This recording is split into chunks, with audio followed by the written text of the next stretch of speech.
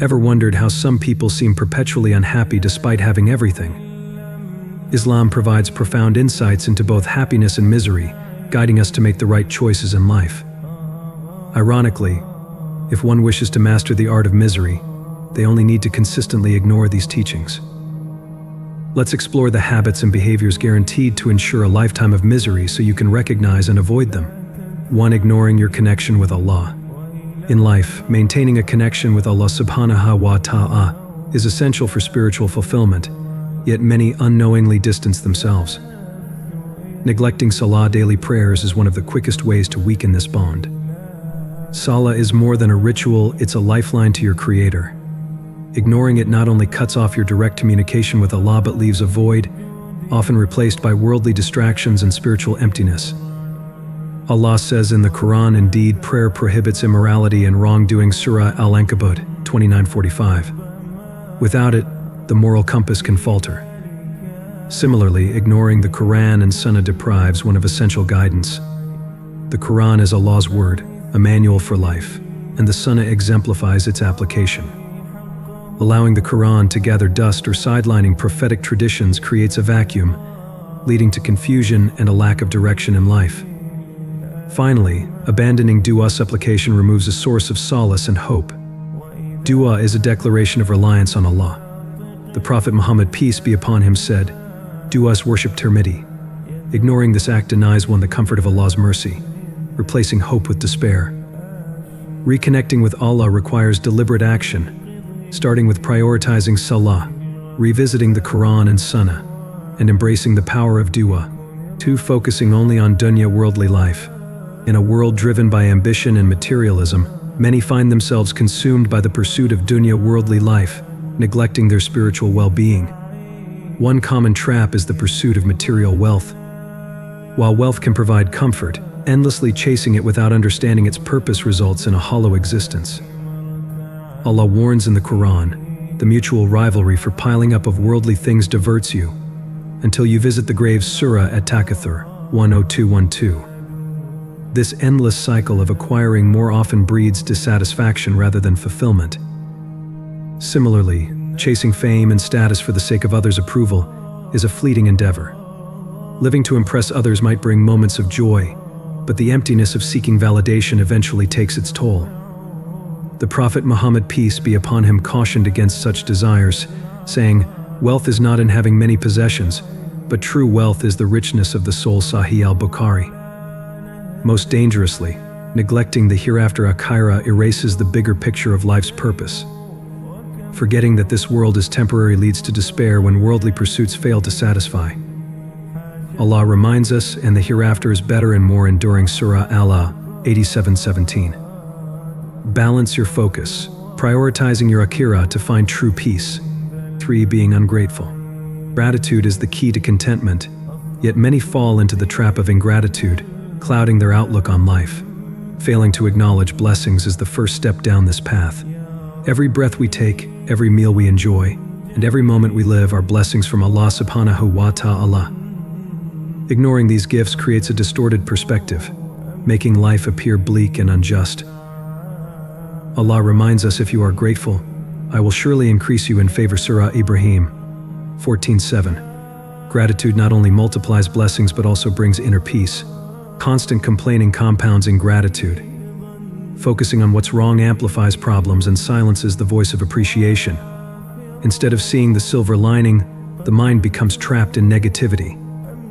The Prophet Muhammad, peace be upon him, said, "He who does not thank people does not thank Allah." Tirmidhi. Complaining often leads to further distance from Allah's mercy. Lastly, comparing yourself to others fosters jealousy and dissatisfaction. Constantly measuring your life against others blinds you to your own blessings. Allah advises, and do not wish for that by which Allah has made some of you exceed others. Surah An-Nisa 4:32.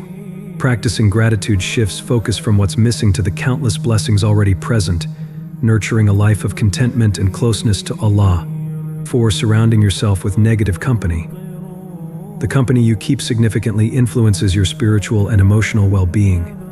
Surrounding yourself with negative individuals can lead you away from Allah subhanahu wa ta'ala and disrupt your sense of inner peace. Friends who lead you astray are particularly harmful. Spending time with those who disregard Allah's commands or encourage sinful behavior will pull you away from the path of righteousness.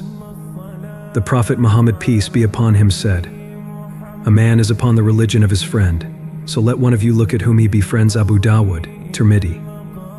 Negative influences can cloud your judgment and make you indifferent to your spiritual obligations. Gossip and backbiting circles are another destructive influence. Engaging in such behavior fosters negativity, sows discord, and harms relationships. Allah warns in the Quran, "And do not spy or backbite each other. Would one of you like to eat the flesh of his brother when dead?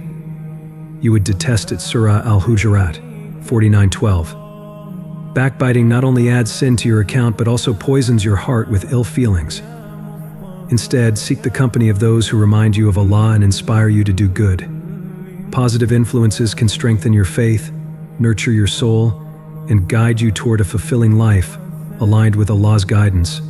5. Ignoring self-reflection and repentance. Self-reflection and repentance are essential for spiritual growth, yet many neglect these practices, distancing themselves from Allah subhanahu wa ta'ala. Refusing to admit mistakes is a common barrier to self-improvement. Pride blinds individuals to their flaws, trapping them in a cycle of repeated errors. The Quran reminds us, indeed, Allah does not like the arrogant and boastful. Surah An-Nisa, 4:36. Acknowledging mistakes is the first step toward personal growth and seeking Allah's mercy. Equally damaging is ignoring opportunities for tawbah, repentance. Tawbah is a gift from Allah, offering a chance to cleanse the heart and soul. Without it, feelings of guilt and shame can accumulate, leading to spiritual and emotional distress. Allah's mercy is vast, as He says, indeed, Allah loves those who are constantly repentant. Surah Al-Baqarah, 2:22. Turning to Allah in repentance not only wipes away sins but also restores inner peace. Reflecting on one's actions and seeking forgiveness strengthens the bond with Allah and fosters humility. Make time to evaluate your deeds, admit your shortcomings, and embrace tawbah. This journey of self-awareness and repentance leads to a life of sincerity, spiritual growth, and closeness to your Creator. 6. Overloading yourself with stress.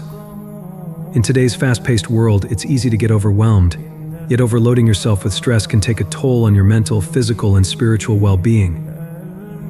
Focusing on problems instead of solutions is a common habit that exacerbates stress. When you fixate solely on challenges, you create a cycle of anxiety that clouds your judgment and drains your energy. Allah reminds us in the Quran, "For indeed, with hardship will be ease." Surah Ash-Shar, 94:6. By shifting focus to solutions, you can approach difficulties with faith and clarity, breaking free from the chains of stress. Never taking a break is another pitfall. Ignoring your body and mind's need for rest leads to burnout, leaving you physically exhausted and emotionally depleted. The Prophet Muhammad, peace be upon him, emphasized balance, saying, "Your body has a right over you." Sahih Bukhari. Rest is not a luxury, it's a necessity that enables you to recharge and return to your responsibilities with renewed strength.